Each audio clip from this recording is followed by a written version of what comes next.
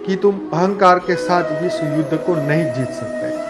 तो ये स्टोरी से यही सीख मिलती है कि मनुष्य को हर पल जो है अवेयरनेस के साथ रहना चाहिए कि अर्जुन की तरह सब शक्ति मिलने से, सभी आशीर्वाद मिलने से ये जंग को जीता नहीं जा सकता।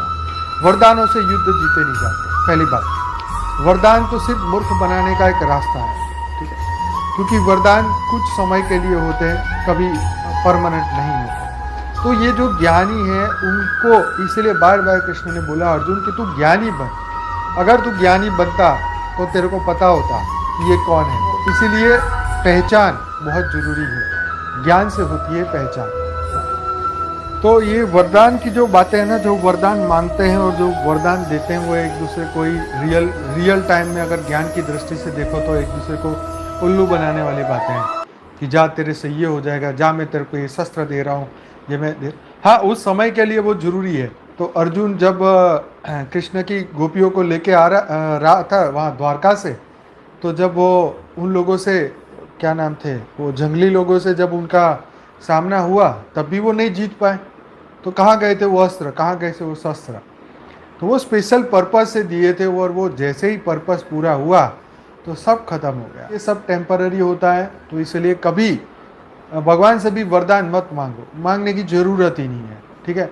देंगे तुम्हें तो भी वो टेम्पररी उल्लू बना के आपको दे देंगे, तुम उसमें खुश हो जाओगे, कुछ समय की प्राप्ति हो जाएगी, कुछ समय का आनंद मिल जाएगा, फिर वो आनंद चला जाएगा, फिर वो प्राप्ति भी चली जाएगी। हाँ, फिर तुमने बच्चा मांगा, वो बच्चा भी चला जाएगा, उसका भी पुनर्जन्म हो जाएगा, तुम्हारा भी पुनर्जन्म हो जाएगा। तो ये ज्ञानियों के लिए है। तो इसीलिए कभी भी जीवन में कोई अहंकार नहीं करना, कोई शोक नहीं करना, कोई दुख की अनुभूति नहीं करना। जो भी अनजाने में भी हमारे साथ होता है वो कहीं ना कहीं हमारे कर्म का परिणाम ही है, ये मानना ही होगा, नहीं तो तुम्हें चैन नहीं मिलेगी। नहीं तो तुम अपनी छाती सड़ा सड़ा के खुद ही सड़ जाओगे, लेकिन तुम्हें चैन नहीं मिलेगी। तुम भगवान भी सामने आओगे ना, आएगा ना, तो भी भगवान को यही पूछोगे भगवान मेरे साथ क्यों हुआ, तो भगवान भी तुम्हें यही जवाब देंगे कि बेटा तूने जो कर्म किए थे उसी का फल मिला।